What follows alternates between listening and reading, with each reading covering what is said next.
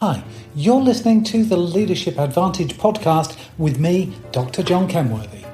The Leadership Advantage ultimately boils down to how you motivate and get people to do things that matter. This isn't some magic pill or a silver bullet to instant success, but practical ways you can leverage neuroscience hacks to become a better leader today than you were yesterday. The Leadership Advantage. It's why some leaders thrive whilst others struggle. Hey there, this is John. Welcome to this week's podcast. And today I'm talking about how to handle tall poppy syndrome and Madras crabs in the workplace. Yes, this may sound like a strange workplace, but I've been working with a client this past week, and this person is something of a maverick. They're a rebel. A person who has a very different opinion and ideas about the way forward for their organisation. And it's a joy for me working with someone so intent on making a real difference and just not content to follow the way things have been done in that particular organisation for years. Because that organisation is in a bit of a rut. They're not growing, they're stagnating. And before long, they could simply die out. This particular leader has passion, and he believes that with a few changes, things could be different, that there is life in the old dog yet. But no one wants to change. There's whispering and worry abounding in the company, and everyone knows that there's a problem. The margins have been squeezed, the market's drying up, and they could easily become obsolete. They know this, they understand this. Yet this leader, my client, is struggling to be heard. Anytime he rises to offer a possible solution, it's rejected out of hand as being too new, too risky, too dangerous. And after all, that's not the way we do things around here. He faces tension from all direction. The company's leadership, his peers and the staff, but in ways that I refer to as tall poppy syndrome and Madras crabs. The old guard resent his newfangled ideas. They see this little upstart as a tall poppy in the management team. But the younger staff, well, they're just keeping their heads down and seem fearful of supporting any proposal that wins such disfavour. There's a tall poppy in every workplace. These are the people who seem to have it all. Whether it's looks, talent, success, or simply they got what you deserve. Resentment can soon build up, and left unchecked, it can turn into abject misery. So what would you do if you were in the same position as my client? You're certain that you know how to turn things around. With your leadership team, your bosses, do you push back or do you back off? Well, when should you push back? Well, this is the question. Are you telling them what they need to know rather than what they want to hear? There are many people in this life who would love you to just be sycophants and suck up to them. But if you're telling them something that they need to know rather than they want to know, then you should push back. Perhaps you know that time is running out. Well, you should push back. Heck, if you're right, then maybe the business won't even exist. So you'd lose your job anyway. And I love this phrase about time running out. The broken glass on the ground is from the window of opportunity that was slammed shut. If you've ever been entrusted with a responsibility and you're having difficulty, it's better that your boss knows about it and has the opportunity to help you rather than fail miserably alone. Push back in these circumstances. So if they need to know it rather than want to, push back.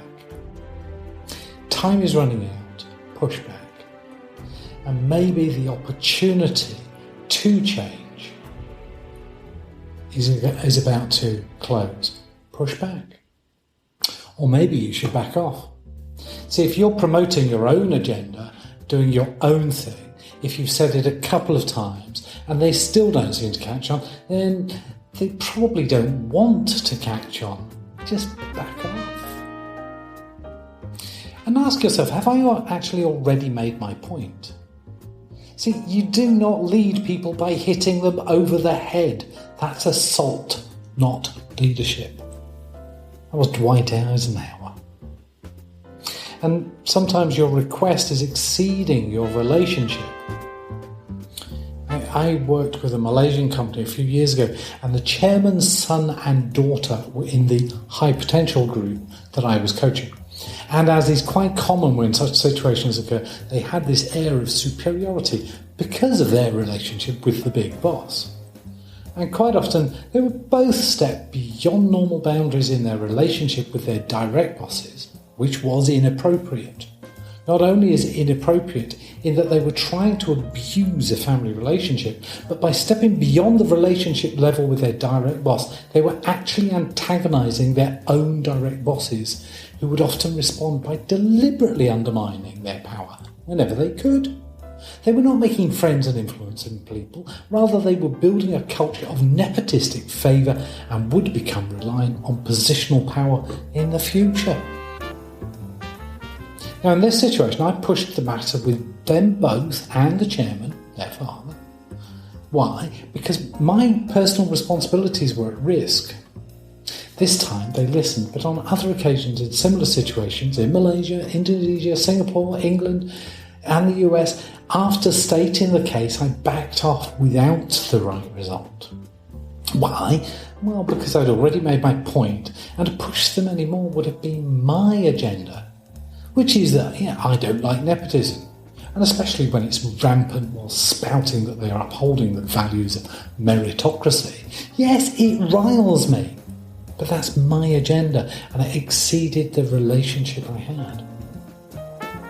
So when do you push back? When do you back off? Well, back off if you have already made your point. Back off if you've exceeded your relationship. And sometimes you need to back off because you're promoting your own agenda. See, in the case of my client that I was referring to, he came to the conclusion that this was something worth pushing back because he had been hired to re-energise the business. That time was running out and they needed to hear it. They didn't like it. But that still left the issues with his peers and staff. And in this case, I'm going to talk about Madras crabs. Perhaps you've heard about Madras crabs. When they're caught, Madras crabs are put into an open basket. They are free to escape at any time, but they don't manage to do so. Every time one of the crabs tries to climb out of the basket, his fellow crabs will grab a leg and pull him back down. Another attempts a break for freedom and the rest gang up to pull him back into the basket. None of them escape because none of the others will let him. I shared this story with my client. We discussed why change fails and how, as a leader, we need to be clear what the purpose of any change is and how that purpose aligns with what matters for our peers and our staff. It's seldom enough to tell someone how great it will be for profit margins on your own bonus, or that without change, your job security is under threat. No, they need to know that there is a benefit for them personally. Increased job security might be more critical than a cash component. Pride might be more important than greater efficiency. As a leader, it's your job to know what is important to your staff and to your peers, and of course to your bosses, and to make sure that the purpose of change aligns with them. It helps too to connect the past, the present and the future, because people don't like change. Well, at least change is often something feared. Keeping in touch with the past enables many to reach for the future. And unifying the past and present and future brings power and continuity to changing the future. We are integrating the new, with a K, with the new. When you lead from the middle, you are faced with the tensions of leading downwards and sideways. And maybe you too are surrounded by Madras crabs. Are you one of those who's trying to escape, but everyone else just pulls you down?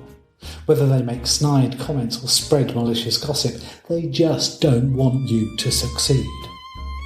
Or perhaps you are one of those in the basket, pulling down anyone else who tries to move on in their life.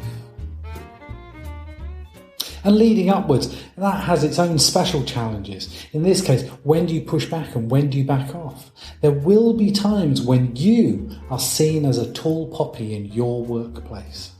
It's a dangerous place to be, of course, because you get noticed as the tall poppy standing above the crowd. And some in the crowd, well, they want to chop your head off. Others, they want to pull you down to their level.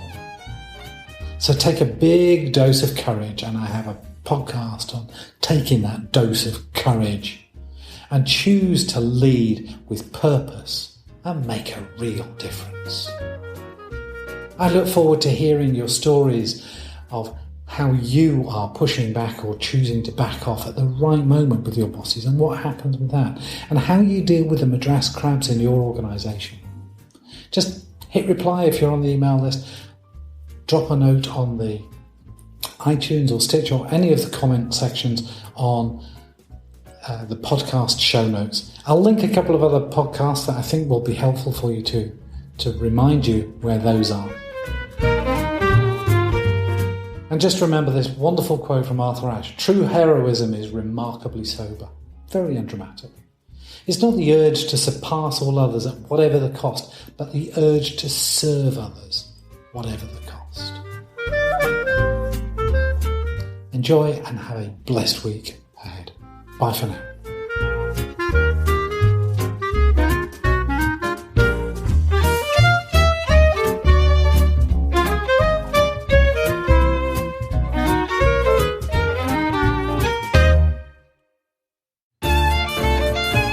Thanks for listening to the Leadership Advantage podcast.